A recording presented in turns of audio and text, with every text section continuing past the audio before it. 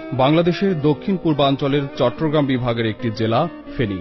এর উত্তরে কুমিল্লার নাঙ্গলকোট, পশ্চিমে নোয়াখালীর সেনবাগ, পশ্চিম দক্ষিণে নোয়াখালীর কোম্পানীগঞ্জ, পূর্ব উত্তরে ভারতের ত্রিপুরা রাজ্য, পূর্ব দক্ষিণে চট্টগ্রামের মিরেরসরাই উপজেলা এবং দক্ষিণে বঙ্গোপসাগরের মোহনা।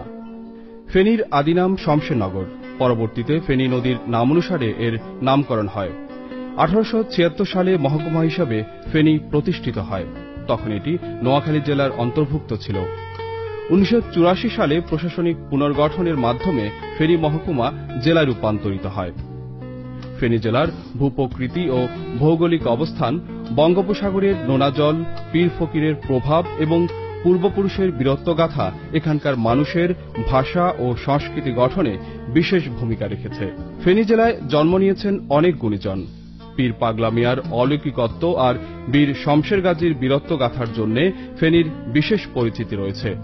এছাড়া মহান 52 ভাষা আন্দোলনে শহীদ সালাম, 71 শহীদ বুদ্ধিজীবী চলচ্চিত্রকার জহির রায়হান, সাংবাদিক সাহিত্যিক শহীদ শহীদুল্লাহ কায়সার এই মাটির সন্তান। ড ইনামুল হক, লাকি ইনাম, শমী কায়সার, তরু মুস্তফা, গিয়াসউদ্দিন সেলিম ফেনীর সীমানা ছাড়িয়ে দেশের সব মানুষের কাছে প্রিয় নাট্য ব্যক্তিত্বের নাম। আর সাবেক প্রধানমন্ত্রী এবং বিএনপি চেয়ারপারসন বেগম খালেদা জিয়া এই মাটির সন্তান। ঢাকা বিশ্ববিদ্যালয়ের প্রথম মুসলমান ও বাঙালি ভিসি স্যার এফ রহমান সহ অসংখ্য কৃতি সন্তানের জন্ম ফেনীতে।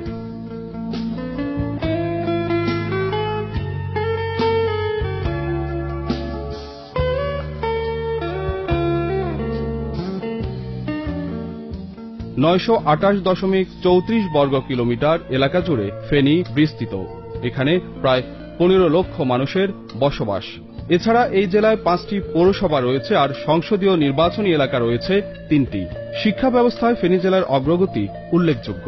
বর্তমানে এখানকার সাক্ষরতার হার 59.6%। পলিটেকনিক্যাল ইনস্টিটিউট, মহিলা ক্যাডেট কলেজ সহ অসংখ্য খ্যাত শিক্ষা প্রতিষ্ঠান রয়েছে ফেনীতে। খেলাধুলা ও বিনোদনও ফেনীর লক্ষণীয় অগ্রগতি রয়েছে। সকার ক্লাব ফেনীর বাংলাদেশ প্রিমিয়ার লিগে তুখোড় অংশগ্রহণ ফেনীবাসীকে গৌরবান্বিত করেছে। ফেনীতে 2টি শিল্পনগরী রয়েছে, সেখানে বাড়ি শিল্প আছে 5টি। সব মিলিয়ে ঢাকা চট্টগ্রাম মহাসড়কের প্রায় মাঝখানে অবস্থিত ফেনী নানা কারণেই দেশের গুরুত্বপূর্ণ এক জেলার নাম। দেশের সীমানা ছাড়িয়ে সৌদি আরবেও ব্যবসা বাণিজ্য ও চাকরি বাকরিতে ফেনীর সন্তানরা সুপ্রতিষ্ঠিত। বিভিন্ন পেশায় ফেনীর অসংখ্য মানুষ সৌদিতে কাজ করে। দলমত নির্বিশেষে ফেনীবাসীকে সুসংগঠিত করার লক্ষ্যে আমরা গঠন করেছি ফেনী প্রবাসী ফোরাম।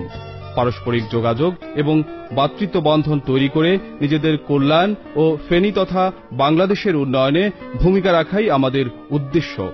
সামাজিক ও সাংস্কৃতিক কাজের পাশাপাশি যে কোনো সমস্যা মোকাবেলায় প্রবাসে ফেনীর নাগরিকদের পাশে দাঁড়াতে আমরা প্রতিশ্রুতিবদ্ধ। একঝাঁক দক্ষ ও উদ্যমী এবং তরুণ নেতৃত্বের সমন্বয়ে গঠিত হয়েছে সৌদি আরবস্থ ফেনী প্রবাসী ফোরাম। আসুন এসব তারুণ্যের হাতে হাত রেখে প্রবাসীদের সমস্যা মোকাবেলায় এগিয়ে আসি। প্রবাসে সব ফেনী সন্তানরা একই প্ল্যাটফর্মে দাঁড়িয়ে নিজেদের স্বপ্ন পূরণে বলিষ্ঠ ও দৃঢ় প্রত্যয়ী হই।